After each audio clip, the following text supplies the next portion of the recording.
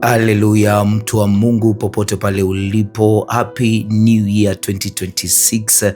Hii ikiwa basi ni mara ya pili tunakutana huu mwaka wa 2026.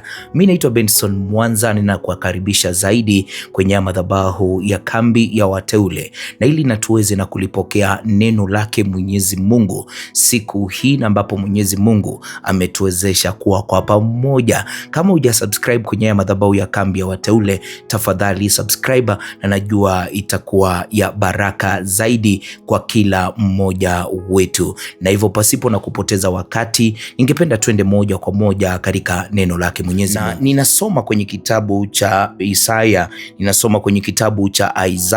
sura ya 43. Nitasoma mstari wa kwanza kuteremka hadi pale mstari ule wa 3, na Biblia inasema, lakini sasa Bwana aliyekuuluku Yakobo, yeye aliyekuumba Israeli, asema hivi, usiogope, maana nimekukomboa, nimekuita kwa jina lako, wewe u wangu. Upitapo katika maji mengi, nitakuwa pamoja nawe, na katika mito haitakugharikisha. Uendapo katika moto hautateketea, wala mwali wa moto hautakuuguza. Maana mimi ni Bwana Mungu wako, mtakatifu wa Israeli, mwokozi wako. Nimetoa Misri kuwa ukombozi wako, nimetoa Kushi na Seba kwa ajili yako. Ili ni neno lake Mwenyezi Mungu, na ni neno la kutuhimiza tunapokuwa tunaanza umwaka, tunapokuwa tunaendelea na umwaka. Neno la kutuhimiza wewe uliokoka, Mungu anazungumza na wewe. Wewe na ambaye bado haujaokoka, unaweza ukakata shauri na ukampokea huyu Kristo na akawa Bwana na Mwokozi wa maisha ya kwako, na ili neno la Mungu nawe pia likakuzungumzie. Maana neno la Mungu wakati wote ni ahadi za Mungu, ni unabii wa Mungu kwa watu wake, ni neno la Mungu kwa watu wake. Na hapa tunaona anakuwa anazungumza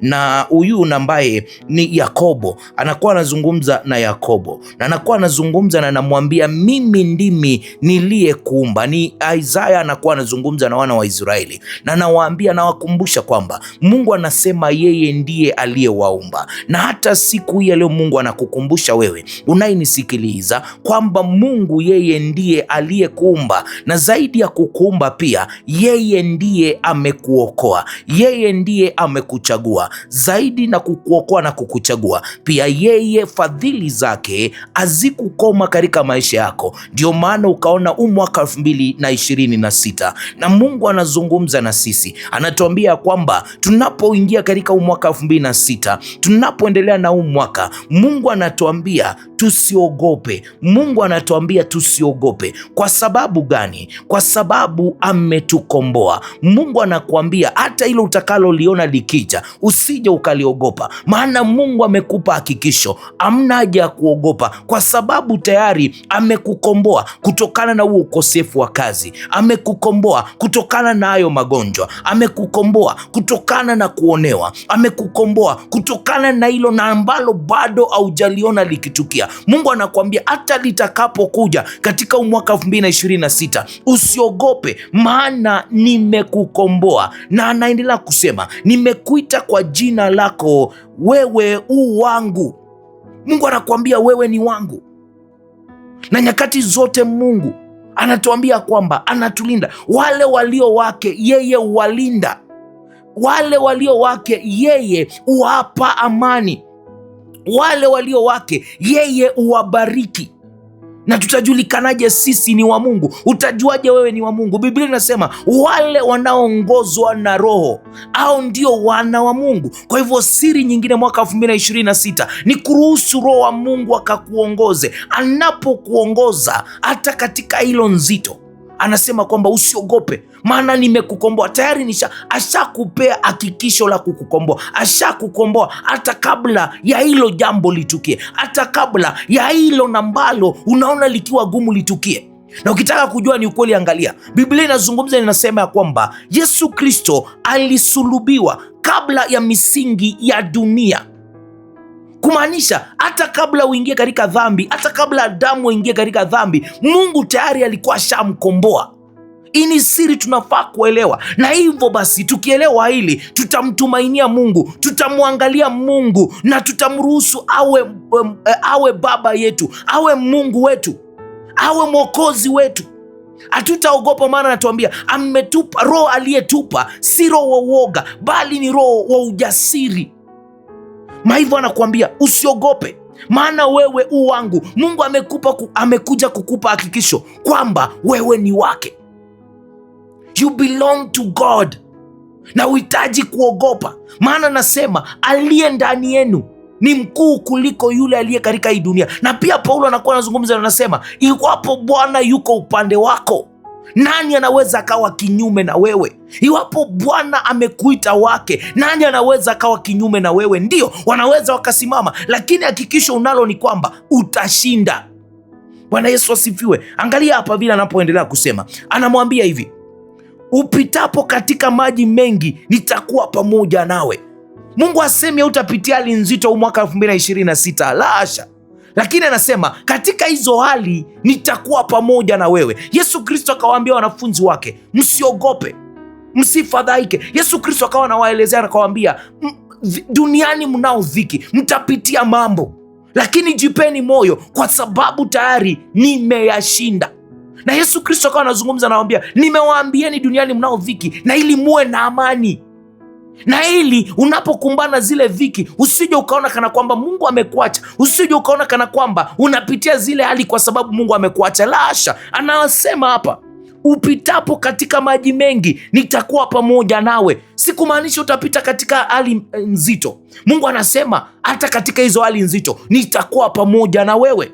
Mungu anasema upitapo katika maji mengi nitakuwa pamoja nawe, na katika mito haitakugharikisha. Hata haya mambo yanayoonekana na kuja kukumaliza, ndio atayaruhusu katika maisha yako, lakini hayatakumaliza. Si Biblia inatuambia rehema zake zi mpya kila asubuhi? Ni kutokana na huruma za Bwana atuangamii, zi mpya kila asubuhi. Na hivyo hapo anatuambia hata katika mito haitakugharikisha, uendapo katika moto hautateketea, wala mwali wa moto hautakuuguza.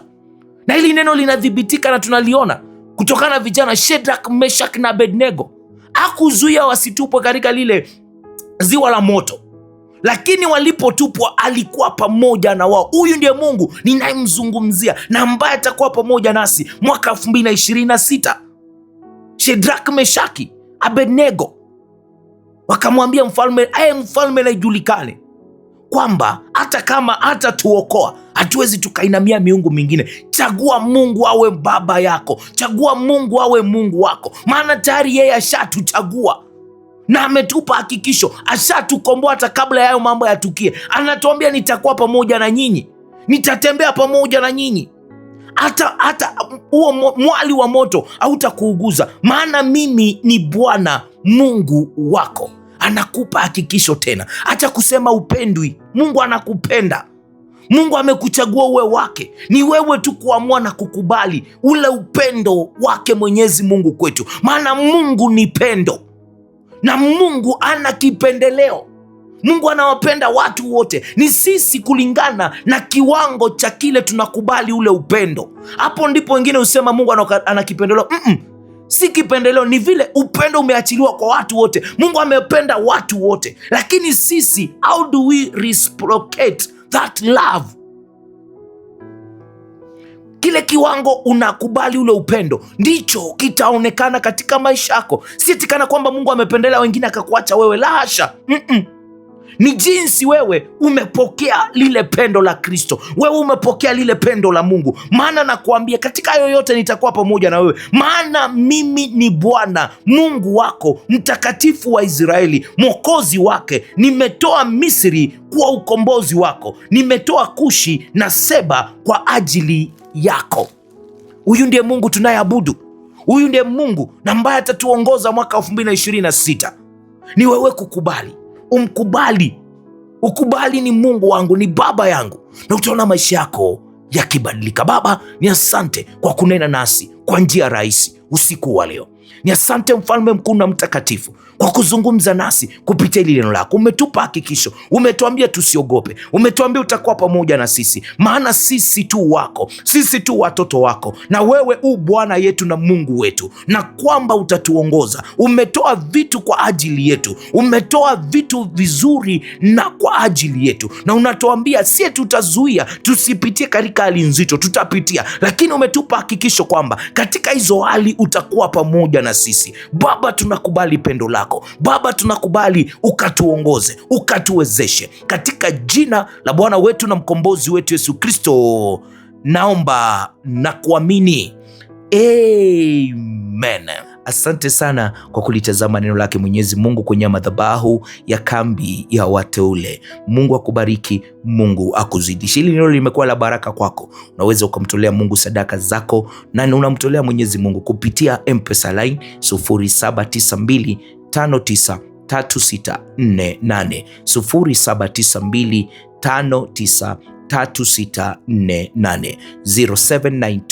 0792593648 0792593648. Mtumikie Mungu na mali zako. Ukiwa nje ya Kenya unaanza na +254 792593648